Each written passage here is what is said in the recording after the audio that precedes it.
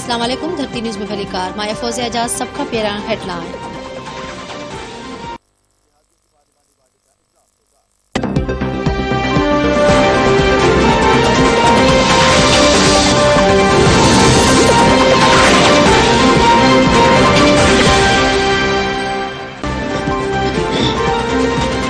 वज़ीर आज़म जी सदारत हेठ वफ़ाक़ी काबीना जो ख़ास इजलास जारी। मिनी बजट पेश। नाणे वारे वज़ीर शौकत तरीन जो फाइनेंस तरमीमी बिल 2021 ते ब्रीफिंग। वफ़ाक़ी काबीना जी मंजूरी बाद बिल क़ौमी असेंबली में पेश थींदो। वज़ीर आज़म इत्तेहादी पार्टियुनि जे पार्लियामेंटी अॻुवाण जो बि इजलास अॼु सॾाए वरितो। PTI जे पार्लियामेंटी पार्टीअ जो इजलास पिणु तलब फाइनेंस तरमीमी बिल ते इतमाद में वरितो वेंदो। वफ़ाक़ी वज़ीर फवाद चौधरी जो चवणु आहे त मिनी बजट ते न इत्तेहादी जमायतुनि खे न ई हुकूमती मेंबरनि खे एतिराज़ आहे।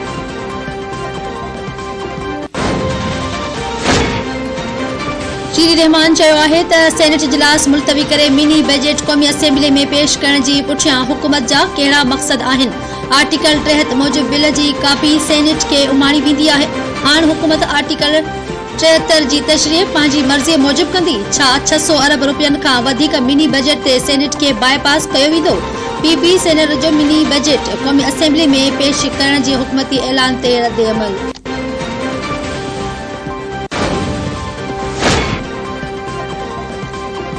आवाम वधीक इम्कानी महांगाई के मुंह ॾियण लाइ तयारी करे छॾी। मिनी बजट क़ौमी असेंबली मां मंज़ूर थियण जी सूरत में मोबाइल फोन्स, स्टेशनरीज़, दॿनि वारियूं खाध खुराक जूं शयूं ऐं मेकअप जे सामान समेत सभई शयूं महांगियूं थी वेंदियूं। लग्जरी शयुनि ऐं इम्पोर्टेड कयल गाॾियुनि ते इज़ाफ़ी टैक्स लॻंदो। वफ़ाक़ी तरक़ियाती प्रोग्राम 200 अरब रुपयनि जी कटौती जो इम्कान। गडियल मुखालिफ़ धुर मिनी बजट खे रद्द करे छॾियो। स्टेट बैंक जे ख़ुद मुख्तियारी वारा क़दम बि रद्द। जारी कयल पधिराई में मिनी बजट अवाम ख़िलाफ़ माशी दहशतगर्दी करार। गडियल अपोज़िशन अॻुवाणनि जो चवणु आहे त मिनी बजट खे रोकण लाइ पूरी क़ुवत इस्तेमाल कई वेंदी।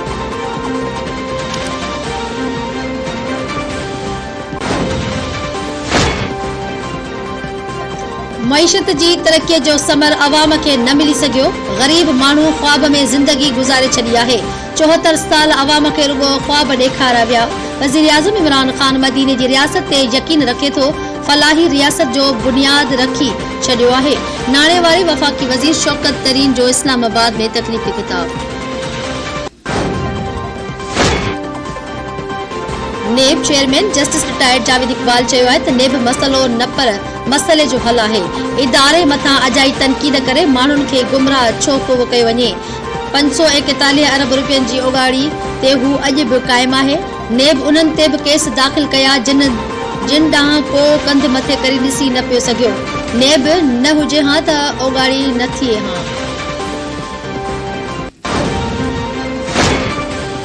नस्ला टावर केस में गिरफ्तार KDA जे director general Asif Ali Memon, additional director industry Atif Lamba ऐं KDA रिकवरीज़ में मुक़रर शेख फिरोज़ खे जिस्मानी रिमांड हासिल करण लाइ अदालत आंदो वियो। जवाबदारनि ते गुलशन जोहर ब्लॉक 2 ऐं 16 ऐं कोरंगी में ज़मीनुनि में फेरफार जो इल्ज़ाम।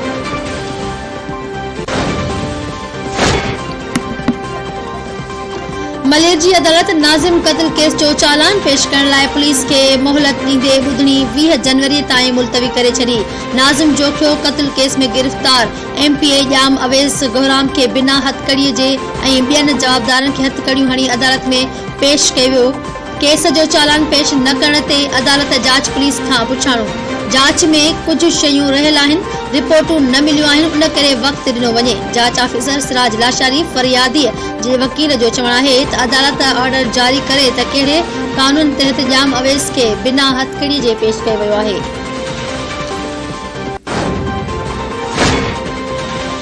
वालियाल कश्मीर में भारतीय रियासती दहशतगर्दी जारी। वधीक 3 कश्मीरी शहीद। इस्लामाबाद ज़िले में सिक्योरिटी फोर्सेस सर्च ऑपरेशन जे आड़ में 3 कश्मीरी नौजवाननि खे शहीद करे छॾियो। ॿिनि ॾांहुं दौरान शहादी थियल नौजवाननि जो अंग छती वियो आहे।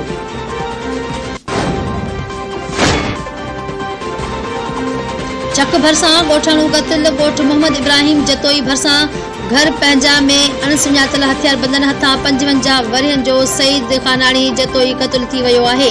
लाश पोस्टमार्टम वारसनि हवाले।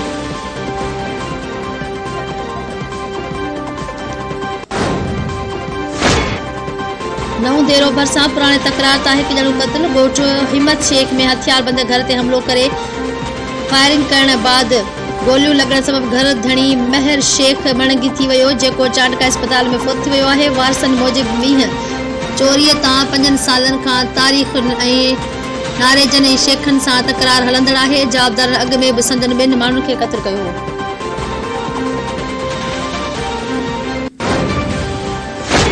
कंबर में यूरिया भाण जी हथरादू खोट ऐं ब्लैक ते विकिरो ख़िलाफ़ हारिन ऐं आबादगारनि जो लाड़कानो बाईपास रोड ते एहतजाजी मुज़ाहिरो। एहतजाज कंदड़नि जो चवणु आहे त कंबर शहदादकोट ज़िले में भाण जे डीलरनि ऐं वापारियुनि हथरादू खोट पैदा करे यूरिया भाण जे 1800 रुपयनि वारी बोरी 3000 में विकिरो करे रहिया आहिनि। ज़ख़ीरो खोरी कंदड़ डीलरनि ख़िलाफ़ कानूनी कार्रवाई करे भाण जी खोट ख़त्म कई वञे।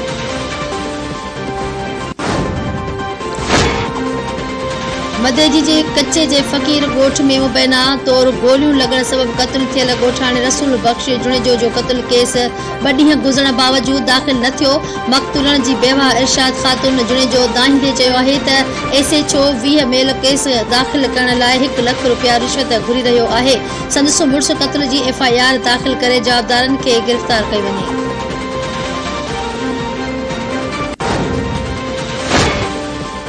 मटियारी में तफ़रीह ला पार्क न हुजण ते ॿारनि जो प्रेस क्लब अॻियां एहतजाजी मुज़ाहिरो नारेबाज़ी। संदन चवणु आहे त ज़िले हेडक्वार्टर वारे शहर में का बि तफ़रीह गाह न आहे। पार्क तोड़े प्ले ग्राउंड न हुजण करे ॿार समाजी बुराइनि जे वर चढ़ी रहिया आहिनि। पब्लिक पार्क ठाराए ॾिनो वञे।